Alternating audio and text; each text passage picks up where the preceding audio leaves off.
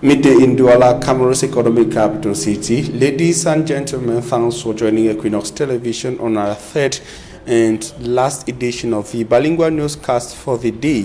The first part is in the French language with Julien Bert-Bissar. Julien Bert-Bissar, good afternoon. Bon après-midi à vous, Formi Armstrong Sanda. Mesdames et messieurs, bon après-midi à tous. Bienvenue aux 12h sur Equinox Télévision. Violence sur des journalistes. La coordination régionale du SNJC Sud condamne les exactions commises sur des journalistes qui investiguaient ou enquêtaient sur l'affaire des 14 élèves du lycée bilingue de Kribi impliqués dans des vidéos obscènes qui avaient été diffusées sur les réseaux sociaux. Le compte-rendu, c'est avec Joseph Abenabena. L'accès à l'information à Kribi constitue un véritable parcours du combattant pour les journalistes. Ceux qui ont voulu voir plus clair dans l'affaire des vidéos obscènes du lycée bilingue de Kribi payent le lourd tribut. Ils ont arraché mon caméscope, mon téléphone caméscope, ils ont frappé au sol, ils m'ont pris encore à partie. Pendant que je me retirais tout doucement, ils sont acharnés sur JC Kamta. Ils l'ont littéralement lynché. Ces actes de violence perpétrés sur les correspondants de Vision 4 et de DBS Télévision sont fermement condamnés par le syndicat national des journalistes du Cameroun.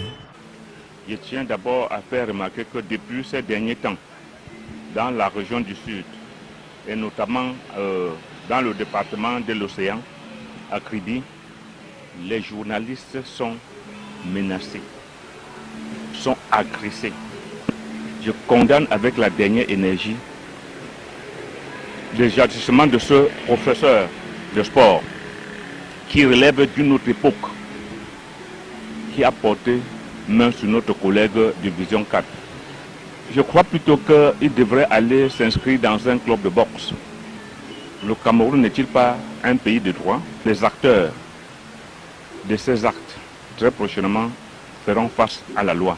Interpellé, le prophète de l'océan joue à la médiation, appelant les uns et les autres à la retenue et au professionnalisme. Dans le lycée bilingue de Kribi et certains journalistes, j'ai saisi l'occasion déjà pour inviter les enseignants à faire preuve de retenue, à faire preuve de tolérance et surtout de permettre aux journalistes de faire leur travail. Mais aux journalistes aussi, nous avons demandé d'être professionnels en évitant des attaques directes et surtout de publier des informations bien vérifiées et qui sont bien fondées. Ce comportement des enseignants obstrue gravement aux droits. La Déclaration universelle des droits de l'homme reste intransigeante dans son article 5 lorsqu'elle martèle que nul ne peut être soumis à des traitements cruels, inhumains ou dégradants. Le Pacte international relatif aux droits civils et politiques en son article 19 ou encore l'article 9 de la Charte africaine des droits de l'homme et des peuples qui abonde sur la liberté d'expression insiste sur le droit que toute personne jouit dans l'accès à l'information. Donner une lueur d'espoir aux enfants handicapés âgés de 12 à 25 ans, c'est le défi que se fixe le foyer Soleil Levant en assurant une éducation en vue de faciliter l'insertion de ces enfants dans la société. Cédric Nding et Dani Waredjede. Quand j'ai su que cet enfant était un handicap, son papa me l'a abandonné quand l'enfant avait 1 an. Si ce n'était pas le foyer, c'est que je suis déjà morte depuis. Des larmes plein les yeux et un témoignage poignant d'une mère d'enfants handicapés. Comme elle, des milliers de femmes à travers le Cameroun vivent le calvaire de s'occuper très souvent toutes seules d'enfants souffrant de handicap. Une détresse à laquelle le foyer Soleil Levant n'est pas resté insensible. L'objectif que nous voulons atteindre, c'est un plaidoyer. Le plaidoyer pour ces enfants qui vivent avec handicap, qui sont presque oubliés. Et nous avons jugé utile qu'il est important d'en parler parce que nous savons qu'il y a des familles qui ont ces enfants mais qui n'ont pas de la hauteur pour en parler. Et il faudrait que les parents sachent que c'est un don de Dieu. Un don de Dieu que le foyer Soleil Levant s'est donné pour sacerdoce d'éveiller, de socialiser et d'assurer l'intégration psychosociale. Chaque année, ce sont des dizaines d'enfants âgés entre 12 et 25 ans vivant avec un handicap et des parents au bout du rouleau qui frappent à la porte de ce sanctuaire. Cette année, nous avons accompagné 145 jeunes vivant avec handicap, donc 13 en foyer. Sur les 145, nous en avons accompagné environ 37 dans le domaine de la santé, 42 dans le domaine de l'éducation et les autres dans l'établissement, le soutien dans l'établissement des cartes d'invalidité. Parce qu'en fait, c'est ces cartes d'invalidité qui nous permettront de faire des plaidoyers pour l'application de la loi de gratuité pour l'éducation et la santé des enfants vivant avec handicap. Au-delà de la prise en charge au niveau éducatif, c'est un travail de fond mené par le foyer Soleil Levant, à la fois à l'intérieur et à l'extérieur de ces murs. Vous savez qu'il y a une action qui est portée en foyer et une autre qui est portée en collaboration avec les familles, dans les familles elles-mêmes, pour la formation des familles vis-à-vis de la prise en charge du handicap, parce que c'est souvent une question qui est un peu délicate et qui est même un peu rejetée, qui est un peu cachée, mais pour sensibiliser, former les parents aux gestes qu'ils peuvent poser pour pouvoir accompagner le handicap avec eux-mêmes. Une sensibilisation et une prise en charge des enfants préférés menée au quotidien par des hommes et des femmes rompus à la tâche, pour qui l'humain est la valeur cardinale. C'est dur, mais on y arrive quand même. Pour travailler sur leur concentration, on met de l'eau dans les bassines et ils remplissent les bouteilles. On les aide à travailler leur motricité pour que, à la maison, qu'ils puissent aussi faire quelque chose, qu'ils ne soient pas toujours dépendants des autres. Des actions menées par le foyer Soleil Levant qui vise à transformer l'environnement des enfants vivant avec un handicap. Cependant, le foyer rencontre de nombreuses difficultés. Au quotidien, avec les éducatrices, nous rencontrons beaucoup de difficultés dans l'accompagnement de ces jeunes. Et nous faisons face à plusieurs besoins si nous voulons un accompagnement efficace. Dans un premier temps, je parlerai un peu comme difficulté, vous l'avez peut-être entendu à l'intervention de la psychomotricienne, besoin d'un cadre professionnel pour l'accompagnement et des familles et des éducateurs dans l'équipe et des enfants. Pour l'accompagnement des équipes, parce que prendre soin des enfants à besoins spécifiques, c'est épuisant et puis c'est du point de vue psychologique, pour les éducateurs aussi, il faut un suivi. Donc un suivi régulier de la psychologue. Jusque-là, ce n'est pas encore le cas, mais c'est vraiment un autre gros besoin. Jusque-là, le foyer n'a rien reçu et ne reçoit encore rien des pouvoirs publics pour le fonctionnement et pour l'accompagnement des jeunes en foyer comme à domicile. Nous ne recevons rien. C'est la raison pour laquelle nous nous orientons vers les activités génératrices de revenus. Mais nous espérons qu'avec le plaidoyer que nous envisageons faire, nous pourrons attirer l'attention des pouvoirs publics sur cette couche défavorisée de la société. Des difficultés auxquelles font face le foyer Soleil Levant, dont malgré tout les éducateurs gardent comme point focal la mission qui est la leur, donner une seconde vie aux enfants handicapés, car n'a le droit d'être heureux tout seul. 16 jours à la morgue, le bâtonnier de l'ordre des avocats du Cameroun a finalement été porté en terre ce week-end à Barwok, dans le département d'une des régions de l'Ouest Cameroun. Le gouverneur de la région, Awafonka Augustine, représentait le chef de l'État Paul Biya à cette cérémonie funèbre. D'autres précisions avec Jérôme Narcisse Sobzé. Entamé le vendredi 12 mars 2021, les obsèques officielles de Maître Tchakounte Pati Charles, avocat au barreau du Cameroun, ont eu lieu le samedi 13 mars 2021 à Barwok, son village natal dans le département du Ndé, à l'ouest Cameroun. Le chef de l'État y était représenté par le gouverneur de la région de l'Ouest, Awafonka Augustine. Des obsèques qui sont déroulées en présence de nombreuses autres personnalités de la République. Il est rappelé que Maître Tchakounte Pati David est décédé le 4 octobre 2020 en France, où il avait été évacué. Au cours des témoignages, les différents orateurs reconnaîtront en l'illustre disparu un bâtisseur, un homme qui a ouvert la voie aux jeunes avocats et surtout un homme qui s'est battu pour que le barreau du Cameroun se soude. En guise d'adieu à leurs confrères, la dernière plaidoirie sera faite par Maître Atangana Bikouna Claire, bâtonnier des avocats au barreau du Cameroun. Elle précisera que Maître Tchakounte Pati était un avocat de renommée établi. Dans une atmosphère lourde, elle présentera le message de compassion des avocats à l'épouse de l'illustre disparu. Au nom du chef de l'État, il sera fait par le gouverneur de la région de l'Ouest, Awafonka Augustine, chevalier de l'ordre de la valeur à titre posthume. Il a noté que M. Chakounte Pati Charles, qui est né le 20 décembre 1963 et qui laisse 3 enfants et une veuve, avait été désigné par ses pairs comme nouveau bâtonnier de l'ordre des avocats du Cameroun au terme d'une assemblée générale extraordinaire houleuse, achevée aux premières heures du dimanche 25 novembre 2018 dans la capitale économique Douala. Il repose désormais en paix dans sa maison de campagne à Bawok, son village natal. Parlons sport à présent, championnat de Ligue 1. La deuxième journée s'est déroulée ce week-end.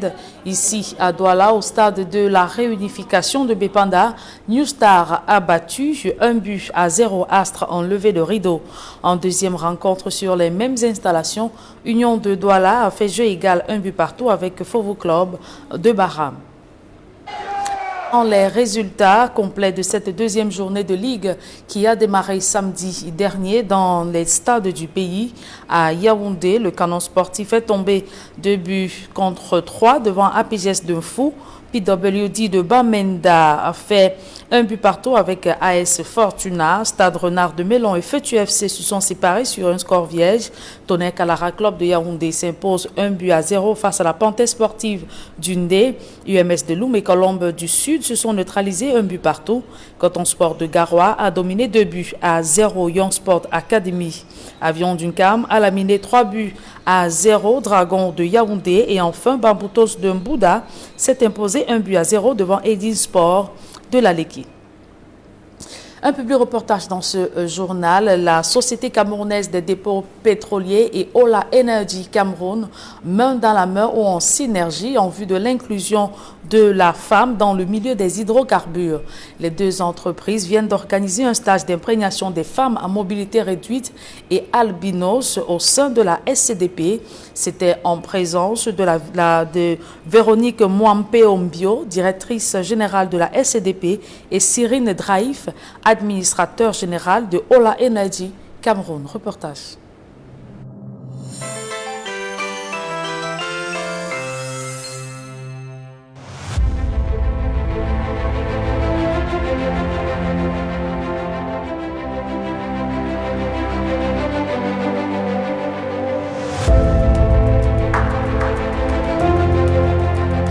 Bonjour à toutes et à tous. Bonjour Madame la directrice générale de la SCDP. Bonjour Madame l'administrateur.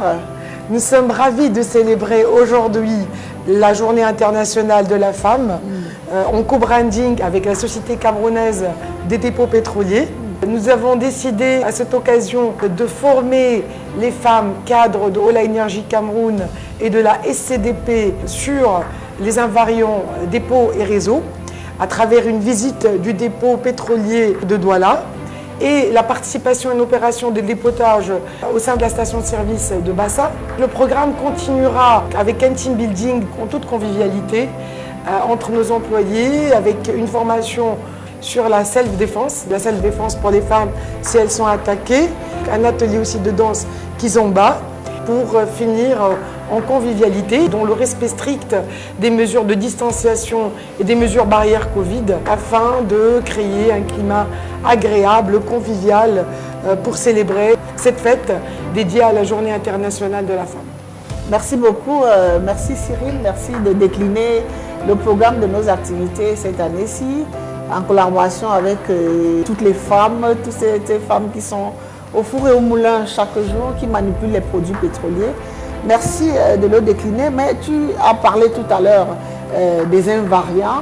Je voudrais dire que c'est un aspect très important en ce qui concerne la manipulation, la gestion des produits pétroliers dans un environnement très difficile. Donc on parle là de la sécurité, on parle là de tout ce qui concerne la manipulation des produits, on parle là des équipements, comment est-ce qu'on devrait se comporter.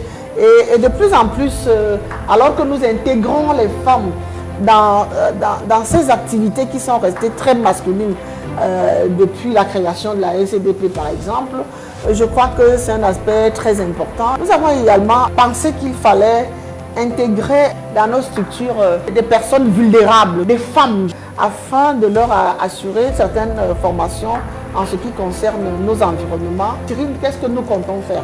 Nous allons mettre en œuvre l'inclusion et la diversité au cours de cette journée internationale de la femme en intégrant des femmes à mobilité réduite, des femmes albinos à des stages de formation professionnelle afin de mieux les préparer à la vie professionnelle et à l'insertion professionnelle.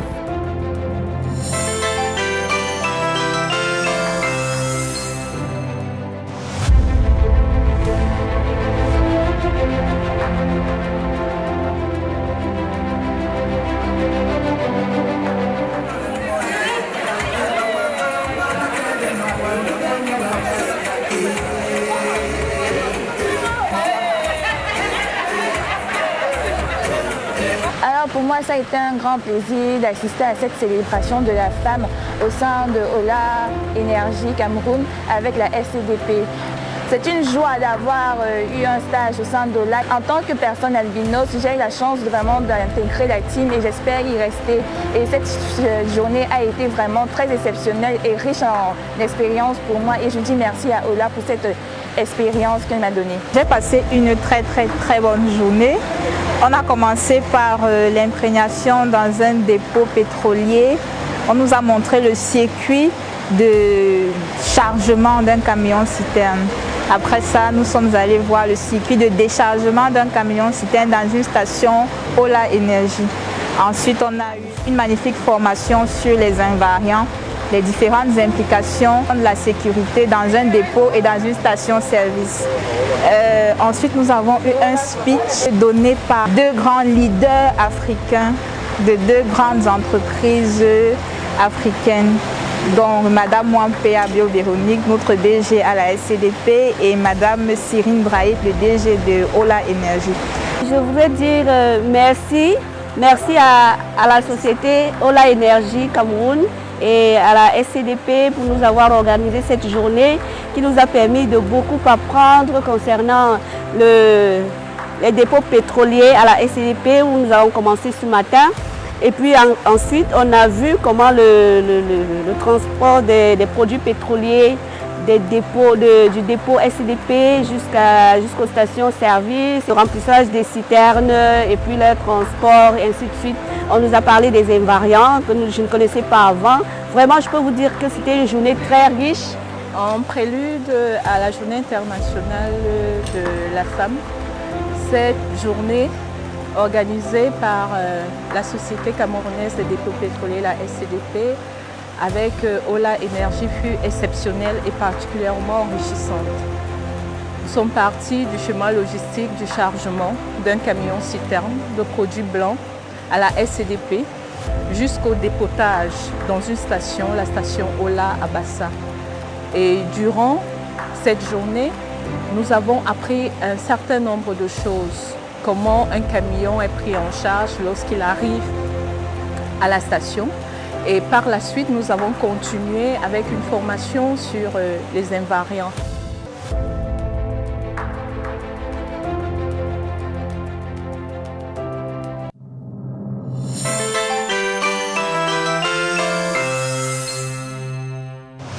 Ici que nous mettons un terme à la première partie de ce journal. La seconde est en langue anglaise avec vous, Formi Armstrong Sanda. Good day once again. Good day once again, Julian Bird beside. Good day once again, ladies and gentlemen. Thanks for joining us in the second segment of information. Abducted Jean Lis Fembonu has been released. She was kidnapped at Mai 18, a neighborhood in Buea, chief town of the southwest region of Cameroon, by yet to be clearly identified individuals and taken to an undisclosed destination. We have information that she has been freed. The circumstances that led to his release are still to be made known to the public. We are close on the issue. And I will stay in Buea in the southwest region, where the Bishop of the Buea Diocese, Michael Bibi, has conducted a mass with sick persons at the Mount Mary Hospital in commemoration of the 2021 edition of the Sick. The mass was an opportunity to Bishop Michael Bibi, or for Bishop Michael Bibi, to congratulate the staff of the Mount Mary Hospital on what he called the devotedness of the staff members, especially during the COVID-19 period. Derek Jato tells us more from Buea. The eye department, the echography room, and the theater. Then Bishop Michael Bibi, the Bishop of the Diocese of Buea and the Sikh. We are at Mount Mary Hospital in Buea, and this is how the 2021 edition of the World Day of the Sikh is being commemorated by the diocese.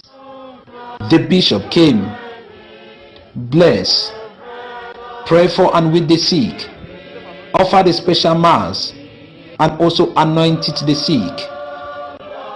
Coming at a time the world is struck again by another wave of coronavirus, Bishop Michael Bibi of the Buea Diocese took off time, congratulated these medical staff of Mount Mary Hospital for putting their lives on the line to save others. I also appreciated the sacrifices that the doctors and nurses and hospital staff have been making, especially within the context of the coronavirus pandemic. They are risking their lives, they are coming to the hospital out of love and concern for their brothers and sisters who may be sick from this disease. And I think that so far we thank God that they have been doing a great job. Our prayer and wish is that God should continue to give them the strength that they need. And Mercy Celia, the administrator of the institution, used the occasion to brief Bishop Michael Bibi of some of the challenges. And we have a huge population coming to the hospital for AMC, for AWC, for medical, for surgical. A lot of patients are arriving, but the infrastructure is small to handle this population. And that in a war-torn region like the Southwest, the impact of the crisis is also being felt at the level of the hospital. The impact of the war or the crisis is on them, hitting hard on them. And this is their solace. Now they come here, we always take care of them. So we can't turn the pregnant woman away because of money. Money is not the priority. The church's mission is charity.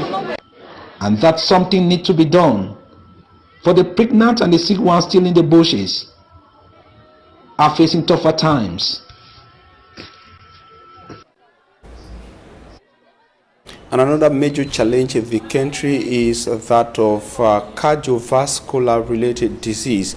Cardiologists during a meeting in Douala understood from their participants that persons suffering from cardiovascular disease are shying away from hospitals in Cameroon, advancing fears of possible contamination of COVID-19. They, however, strategized on how to reach out to persons suffering from cardiovascular disease, even at this challenging moment. Immaculate Fogwa tells us more in the following report.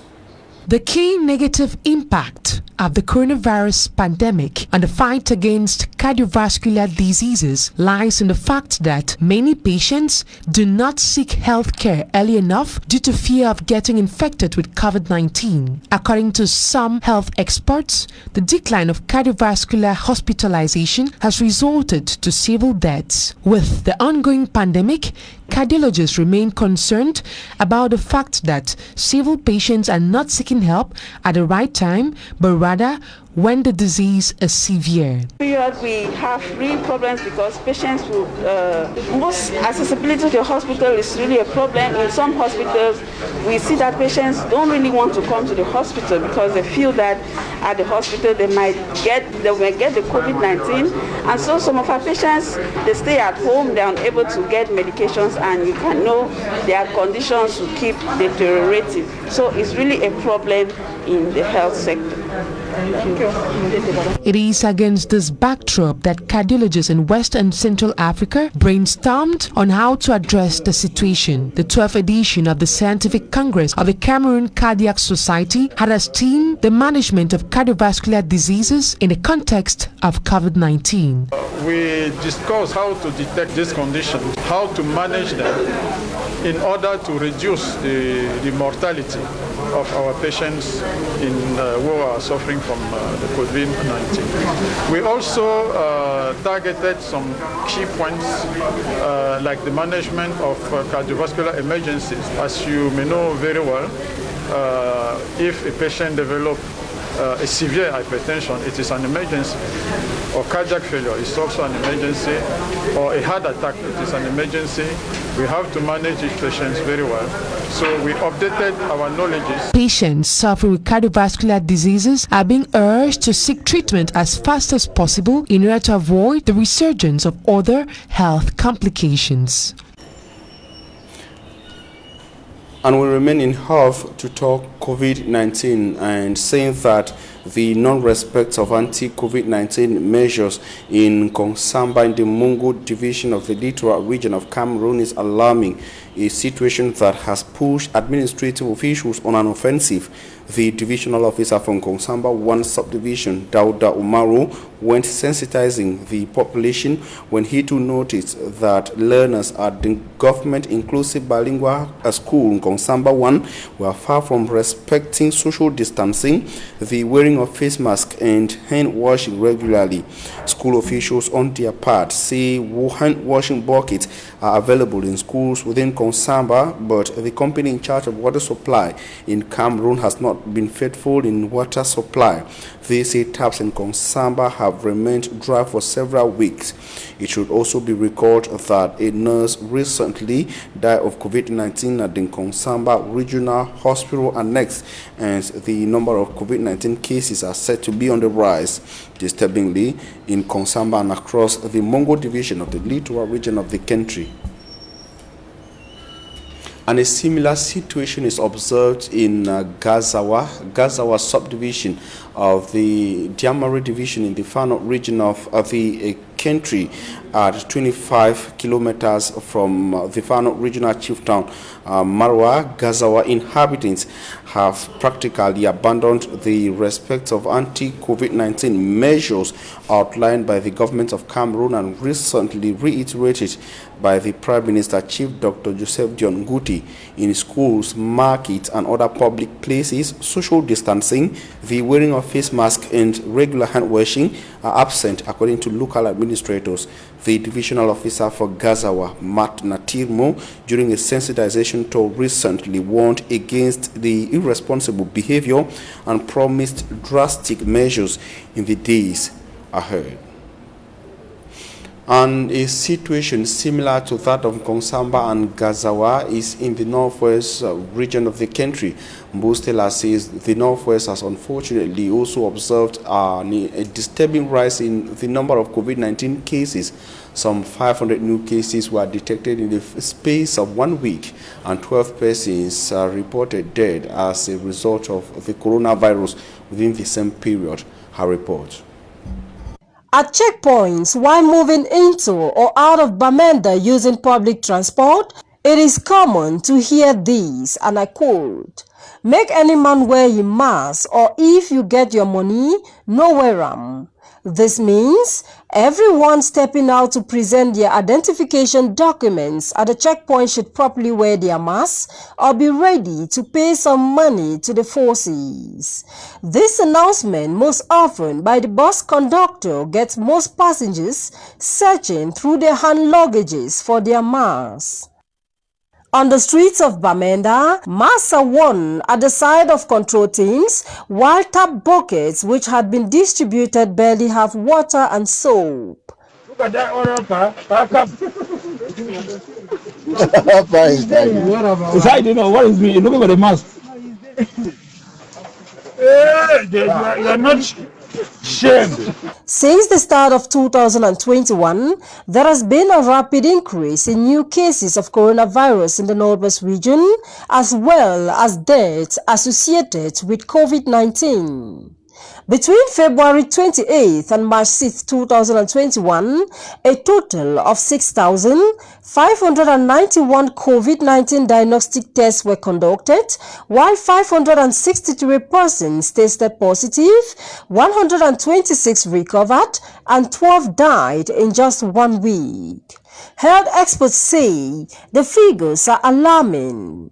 Coronavirus is real. No one is spared. Everyone is at risk. The respect of barrier measures, that is, the wearing of face masks, washing of hands with soap and running water, and the maintaining of physical distance of at least 1.5 meters from each other, health experts say, can prevent and limit the spread of the coronavirus. Also, persons with flu-like symptoms are advised to get to the nearest health unit for possible dictation and early treatment in the case of the coronavirus.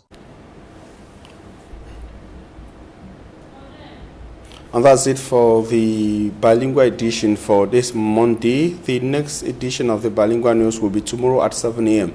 Meet Julien Bert-Bissana, God willing. Julien, see you tomorrow at 7 a.m. On se revoit demain à 7h. C'est plaît adieu Formille Armstrong Sanda. Mesdames et messieurs, merci d'avoir suivi cette édition du Bilingue du Journal. Retrouvez dans quelques secondes Flavien Vallon-Dongo et toute son équipe pour votre quotidien santé.